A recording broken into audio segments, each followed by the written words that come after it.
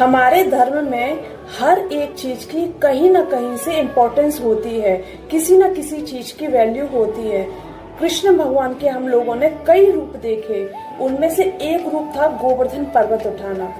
हम लोग यही सोचते हैं और काफी लोग यही पूछते हैं कि गोवर्धन पर्वत उन्होंने उंगली से उठाई थी, लेकिन हमारी 5 उंगलियां होती हैं और इन 5 में से उन्होंने कनिष्ठ से ही क्यों गोवर्धन पर्वत उठाया था। आइए ये बात मैं आप लोगों के साथ शेयर करूं। जिस दिन कृष्ण भगवान गोवर्धन पर्वत उठा रहे थे, उस दिन उन्होंने 5 उंगलियों से पूछा कि बताइए कि मैं आप 5 में से किस उंगली से गोवर्धन पर्वत उठाऊं।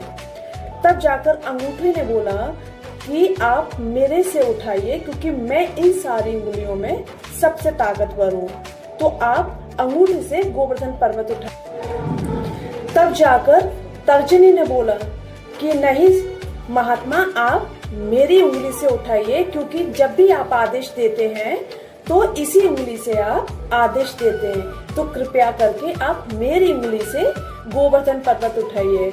फिर उसके बाद मध्यमा से पूछा। मध्यमा ने बोला कि मैं सारी उंगलियों में सबसे लंबी हूँ, तो आप मेरी उंगली से गोवर्धन पर्वत उठाइए। फिर बात आती है अनामिका की।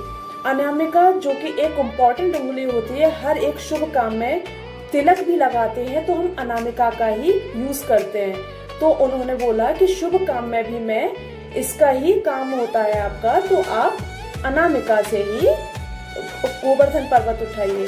तब जाके उन्होंने कनिष्ठ से पूछा। श्री कृष्ण ने बोला बताइए कि मैं आपसे क्यों उठाऊं।